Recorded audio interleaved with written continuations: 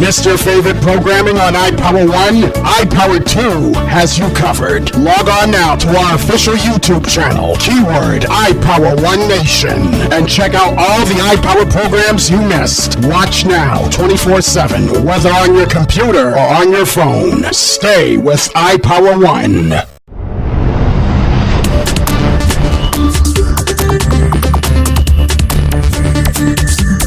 From the Hard Planet Media Studios in New York, this is iPower 2, hot off the wire.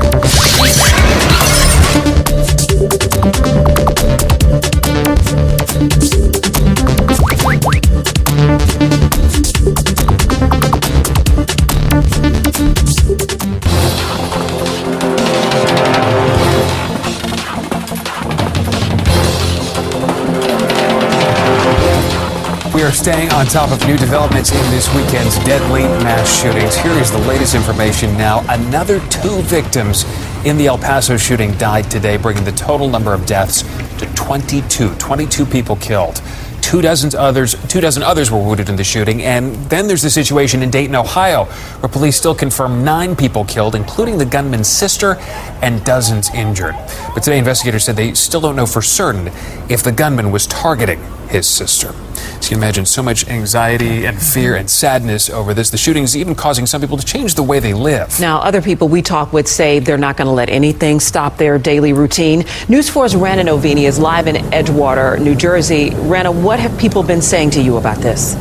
Well, we're really hearing a mix of things, Stefan and Stacey. Many people saying that because of those recent mass shootings, they're afraid when they go out in public. Think about the targets that we've seen, bars, shopping centers, food festivals. But others we talk to say they are not going to let that fear stop them.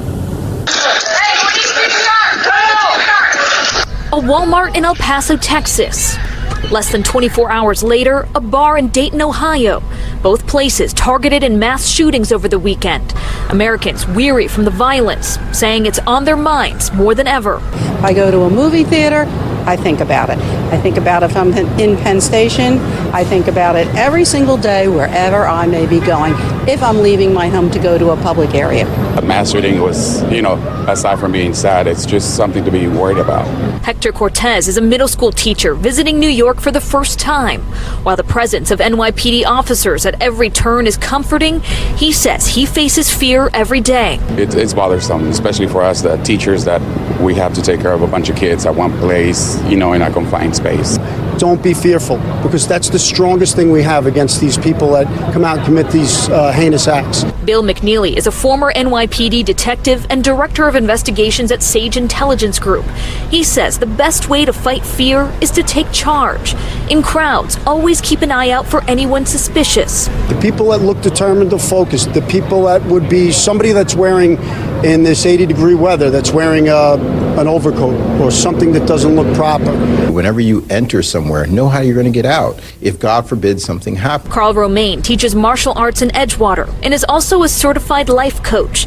He says it's also important to talk to children and make a plan with them in case your family faces danger. Because when you don't know what to do, it's hard to feel confident.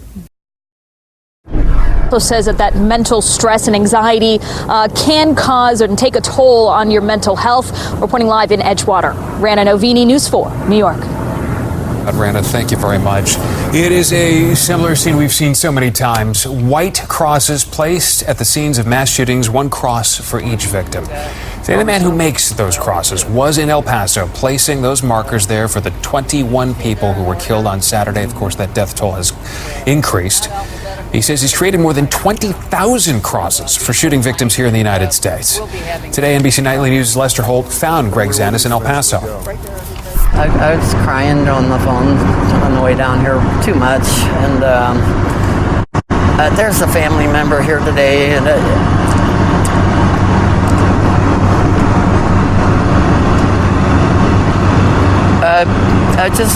I'm giving you a piece of my heart here today. I'm trying to be brave, I'm trying to be strong, but that's a lie. Do you ever hope the day that you won't have to make these trips? It's never, come on, be realistic. It's not going away. Greg told Lester the first cross that he built was for his father-in-law, who was murdered. So he says in a way each cross he has built since then is for his family.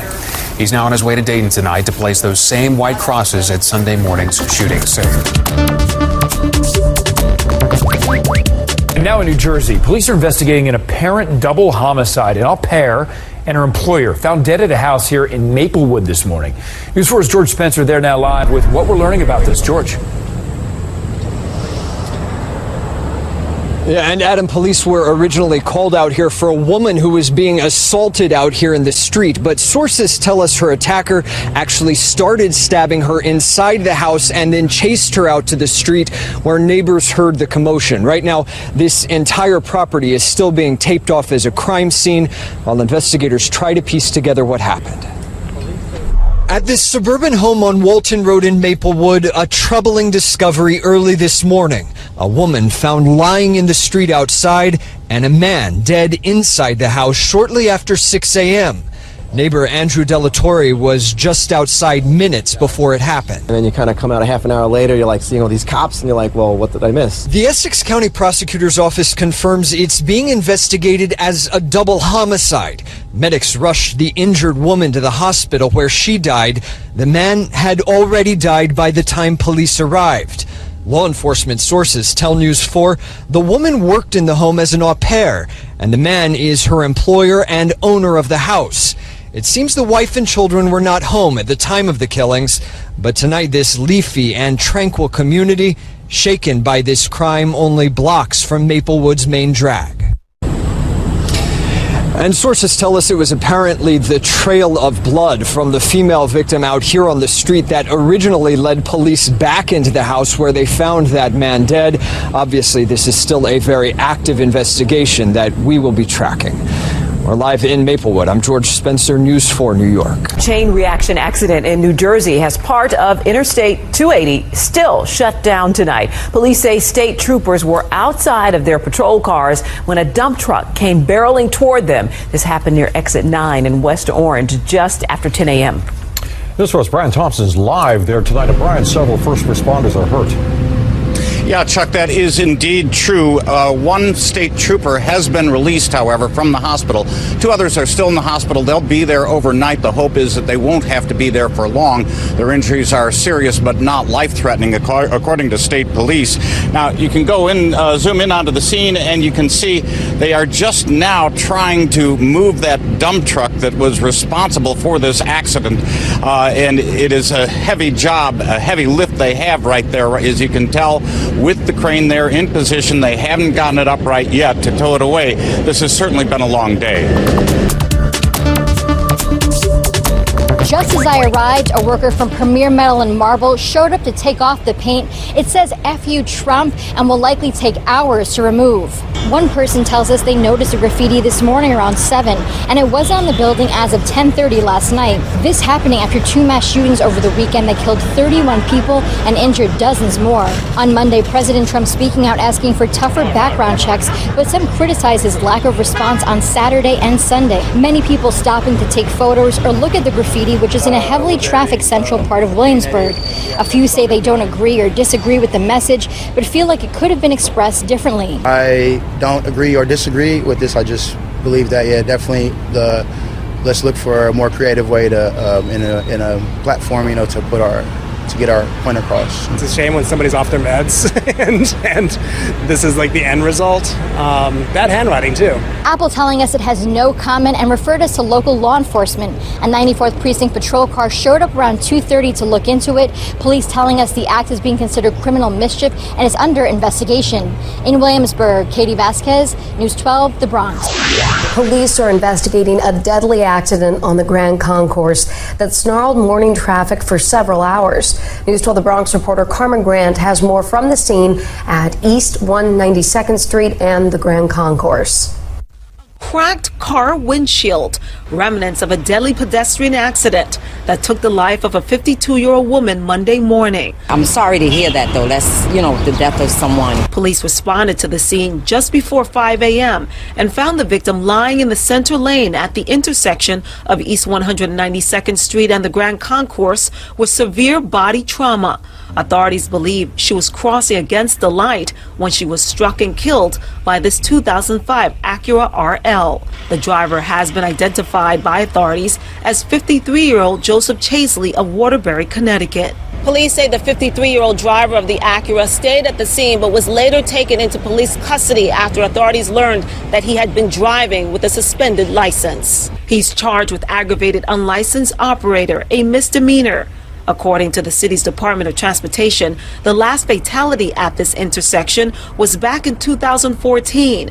Between 2013 and 2017, DOT says there were 2 pedestrian accidents involving severe injuries at East 192nd Street and the Grand Concourse. Despite several safety improvements along the Bronx corridor, Bronxites say pedestrians have to stay alert crossing this busy street. Still have to be very careful. Carmen Grant, News 12, the Bronx. More than 100 people are now recovering after a ferocious fire rips through their apartment building in Concourse Village, injuring firefighters and a baby. News 12, the Bronx reporter Anthony Carlo has the latest from McClellan Street. Anthony? Yes, Christy. Well, we're told that 9-month-old baby was taken to an area hospital to be treated for smoke inhalation just as a precaution. The baby is expected to survive, but we're also told 5 firefighters sustained minor injuries. It took 250 of them to put this thing out. Everything we built is gone. Marinella Ferrer left her apartment at around 5 this morning and doesn't know what she has lost and when she can go back. The little boy is left. They're not going to secure the building. They don't care about us. They got a place to go home. Ferrer, her son, and dog, one of the many displaced families now seeking help at the family school on Sheridan Avenue, where the Red Cross is offering emergency financial assistance, temporary and food. 125 people are now registered with the Red Cross. This after a 7-alarm fire forced them to evacuate their 5-story building on McClellan Street. We have a lot of families that don't have anything. We already started collecting donations. The Red Cross was on the scene. We immediately offer emotional support, replacement medicines, replacement clothes. Officials say the fire started early in the morning inside a grocery store on the ground floor of the building. The fire quickly extended above the first floor, went into every floor, and then up into what we call the cock-off space. It took more than 2 hours for the FDNY to put this stubborn fire out. Displaced tenants left with one big worry. They'll lose everything. It does now appear that this building is being secured with boarding and tape to prevent anyone from entering. Meanwhile, fire marshals are investigating the cause of this fire, those residents being placed in area hotels until they're allowed to return. In Concourse Village, Anthony Carlo, News 12 The Bronx. Hello everyone, I'm Baker Machado with your business and tech update from Cheddar on News 12. San Francisco International Airport is banning plastic water bottles starting on August the 20th. Shops and restaurants at the airport will now be prohibited from selling single-use plastic water bottles. They say reusable bottles or recyclable aluminum, glass, and compostable water bottles can now be sold instead. Flavor water bottles, however, are not included in the ban. Now, San Francisco International Airport is one of the largest here in the United States, and they say they're the first to make the move. Meanwhile, Tesla is offering free unlimited supercharging to their Model S and Model X cars. Now, CEO Elon Musk once called this unsustainable, but the electric vehicle company is bringing back the popular benefit. Now, all customers who buy a new Model S or a Model X will now have access to Tesla's network of EV chargers. This comes after the automaker announced it delivered a record number of vehicles in the second quarter, but they did post a wider than expected loss of $408 million. Musk has been introduced the perk a few times, all in an effort to drive up sales. And Apple is rolling out their brand new credit card next month, but it does come with several limitations. So users will not be able to use this card, which was developed in partnership with Goldman Sachs, on cryptocurrencies, lottery tickets, gambling chips, foreign currency, or traveler's checks. And that's your business and tech update from Cheddar on News 12. Neighbors say once the sun goes down, it's nearly impossible to see what's right in front of you here in this section of Bay 16th Street. But that wasn't always the case. There used to be a light post right here. This is right next to Bath Beach Park. Neighbors say the street lamp was taken down at least 3 months ago. Assemblyman William Colton tells us the post was damaged. Part of it had rusted over. So the New York City Department of Transportation came out here to fix it, taking away the rusted pole. But he says they never replaced it. The Assembly member adding that he asked the city department to fix the issue, but so far nothing has been done. At one point, he was told the address was invalid and they could not find where the light was needed. Neighbors say their sense of safety won't be restored until the light shines again on their block. This is a disaster waiting to happen. Someone's going to get raped, mugged, murdered, and whatever. No one can help it. You can't even see 2 feet in front of you. Now, there are other street lamps on this block, but neighbors say that the light from those lamps don't reach this section. Now they're trying to shed light on why the DOT has taken so long to fix the issue. We're in Bath Beach. Arnold Davick, News 12. 4 people are in the hospital after a shooting near the intersection of Buffalo Avenue and Sterling Place. News 12 Brooklyn reporter Katie Lusso joins us from the scene with the latest. Katie. And police tell us that it appears the victims may have been targeted in all of this. Again, 4 people in the hospital trying to recover from those injuries they received. In just the last couple of hours, you can see investigators are still here on scene. They've focused a lot of their attention on this bicycle here in the middle of the street. This is, again, on Buffalo and Sterling Avenues. There are also several evidence markers down on the ground. This happened around 2 o'clock this morning. Police tell us 4 people were shot, 2 of them men, the other 2 women. Police would not tell us their ages or what the relationships are between them, but did say 2 of them were in serious condition while the other 2 were in stable condition. So again, a lot going on here at the scene. We are still working together. More information, and of course we'll bring that to you as we get it, but police tell us they are still searching for the shooter or shooters and are asking that if you have any information that you call police. In Crown Heights, I'm Katie Lusso, News 12, Brooklyn.